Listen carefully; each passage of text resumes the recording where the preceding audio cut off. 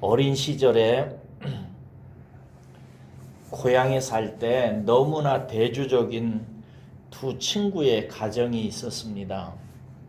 한 친구의 가정은 부유하고 평안하였습니다. 그 친구의 집에 들어가면 늘 먹을거리가 참 많았습니다. 풍요로운 집이었습니다. 먹을거리만 풍요한 게 아니었어요. 웃음도 참 많았습니다. 찾아갈 때마다 풍요롭고 안정감이 있고 평안한 집이었습니다. 그런데 다른 한 친구의 집은 빈곤하고 척박했어요. 집도 별로 안 좋고 빈곤하고 식구들도 너무 자주 싸웠습니다. 그래서 그 집에 들어가면 늘 불편해서 오래 있기가 싫었던 기억이 납니다. 저는 두 친구의 집을 보면서 한 가지 진리를 어렸을 때 알았습니다. 가정의 어떠함은 가장에 달려 있다는 사실이었습니다. 아버지가 부자면 식구들은 다 부자로 삽니다. 아버지가 가난하면 식구들도 빈곤에 허덕여야 합니다.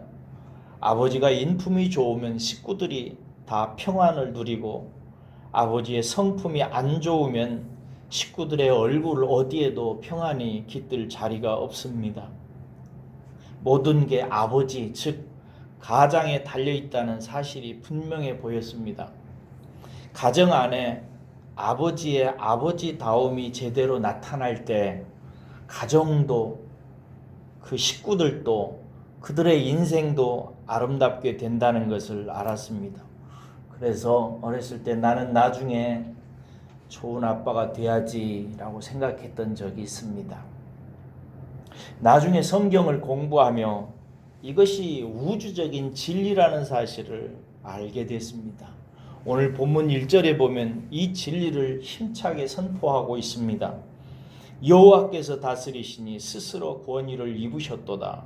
여호와께서 능력의 옷을 입으시며 띠를 띠셨으므로 세계도 견고히 서서 흔들리지 아니하는도다 라고 하고 있습니다. 이 구절은 세계가 흔들리지 않는 원리를 이렇게 말하고 있습니다. 여호와의 하나님의 하나님다우심이 그의 통치를 통해서 권위와 능력으로 나타나야 한다는 사실입니다. 이는 성도 개인도 마찬가지고요. 가정도 마찬가지고 교회도 사회도 국가도 마찬가지입니다. 여호와 하나님의 하나님다우심, 즉 그분의 영광의 권위와 그 능력이 제대로 설 때 모든 인생과 가정과 세계가 번영하고 평안하고 견고하게 된다는 사실이에요.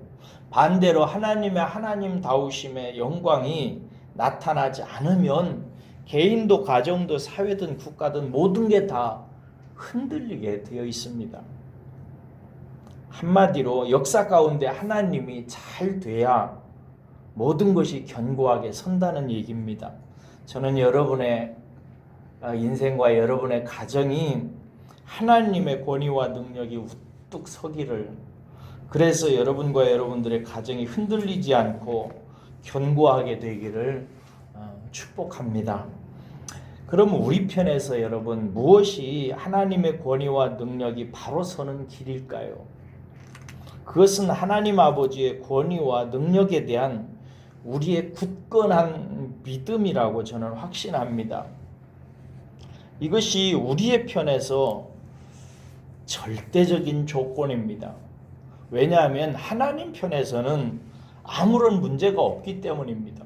하나님은 하나님다우심이 충만하고 그 영광과 권위와 능력에 아무런 문제가 없습니다. 오늘 본문 2절에 나오는 것처럼 주의 보좌는 예로부터 견고히 섰으며 주는 영원히 계셨나이다 라고 말합니다. 그러므로 하나님다우심을 누리는데 조건이 있다면 그 조건이 하나님에게 필요한 것이 아니고 우리에게 필요한 조건이 아니겠습니까? 그리고 그 조건은 하나님에 대한 확실한 믿음 그것 하나입니다. 마귀는 우리의 환경을 흔들어 놓고 우리의 믿음도 흔들리게 하고 우리의 삶도 흔들리게 만듭니다. 하지만 여러분, 오늘 시편 저자를 보십시오. 3절 4절을 보세요. 거기 보면 큰 물결이 소리를 높이고 그 물결이 높게 일어나도 그보다 높이 계신 하나님은 많은 물소리와 바다의 큰 파도보다 크다고 선포합니다.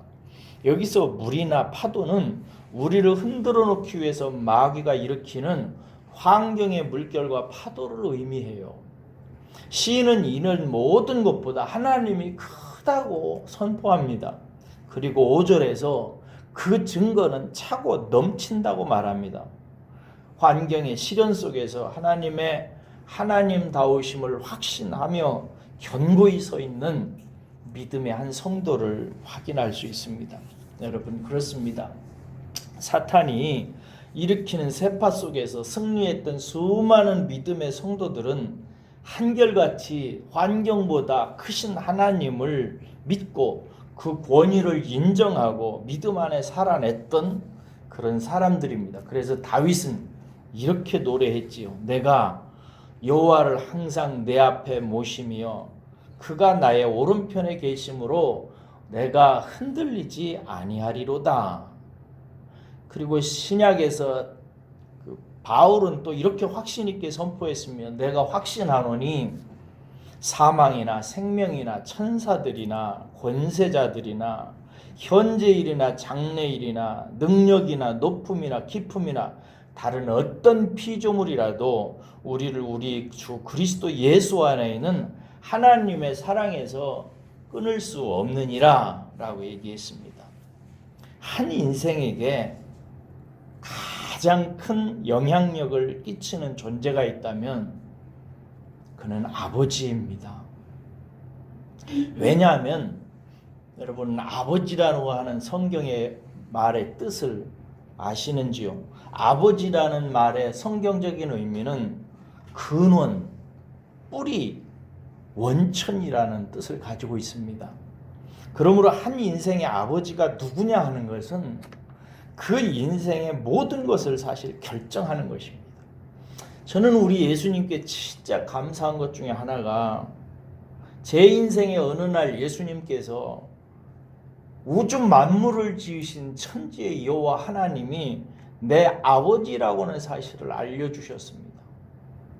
그리고 우리에게 말씀하시기를 그 하늘에 계신 그 여호와 창조주 하나님을 하늘에 계신 우리 아버지라고 그렇게 하나님을 부르라고 가르쳐 주셨습니다. 그래서 저도 여러분들도 오늘 하나님을 아버지라고 부릅니다.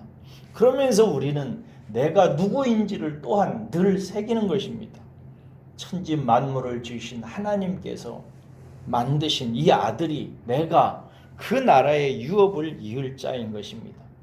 오늘 또 아버지 하나님을 그러므로 믿는 믿음 위에 굳건히 서시기를 바랍니다. 우리의 아버지는 하나님다우심과 영광과 능력과 위엄이 완전하신 분이십니다. 그래서 그분 안에 있을 때 우리가 풍요롭지 못할 이유가 없고 평화롭지 못할 이유가 없지요. 그러므로 오늘 이 아버지를 믿는 믿음 위에서 흔들리지 않는 하루를 사시기를 우리 주님의 이름으로 축복합니다. 기도하겠습니다. 고마우신 우리 아버지 하나님, 복되신 우리 아버지 하나님, 오늘 이 새벽에도 아버지 하나님과 같이 높고 넓고 깊고 그 영광과 능력이 무한하신 분을 아버지로 알고 믿고 확신하며 부를 수 있게 하시니 감사합니다. 하나님 아버지, 우리 인생이 아버지의 손에 달려 있으니 오늘 또 완전하신 아버지 하나님의 사랑과 은혜 안에 있다는 사실을 기억하고 오늘도 감사하며 기뻐하며 활력 있게 살아갈 수 있도록 믿음을 오늘 이 새벽에 더하여 주시옵소서. 이 새벽에 기도할 때 특별히 우리에게 하나님을 아버지로 믿고 의지하고 따르는 이 믿음을 더하여 주시어서 오늘 또 이 거친 세상 속에서 아버지를 품고 아버지 안에서 사는데 성공할 수 있도록 역사하여 주시옵소서. 감사합니다. 고맙습니다, 아버지. 예수님의 이름으로 기도합니다. 아멘.